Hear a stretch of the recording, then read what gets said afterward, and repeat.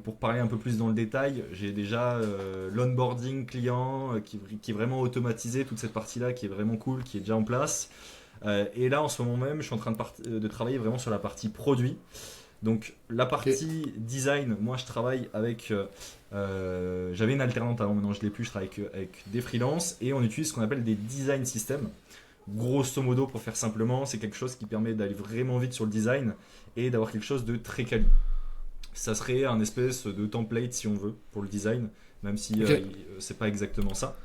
Et sur la partie développement, un peu le même principe, on utilise ce qu'on appelle un boilerplate, qui est un bout de code qui regroupe plein de fonctionnalités, type l'authentification, donc se connecter, s'inscrire, les emails, la partie paiement, etc. Pour pas qu'on ait à la refaire sur chaque SaaS. Parce qu'entre chaque SaaS, il y a toujours cette partie-là. Il y a toujours la partie paiement, il y a toujours la Ok. partie authentification. C'est rare qu'on ait un SaaS sans cette partie-là, sinon c'est même plus un SaaS en fait.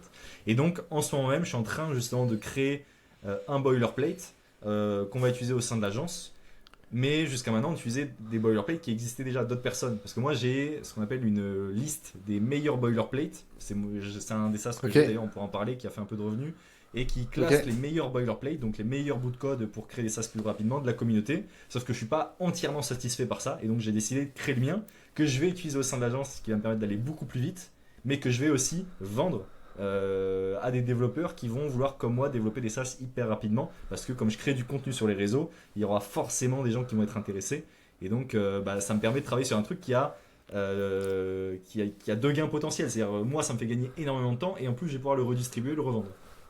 Ok, ouais, ok, super intéressant. Juste pour être sûr de bien comprendre, et si peut-être pour mon audience qui est un peu moins axée tech, Mhm. je fais le parallèle avec moi. Par exemple, moi, quand je fais du cold email, à chaque fois, il y a tout ce qui est un setup qui est ultra duplicable. C'est le même pour tous mes clients. C'est plus ou moins la même chose. C'est un truc que tu peux dupliquer et qu'en fait, c'est les fondations qui sont vraies pour n'importe quel SaaS que tu crées, c'est ça?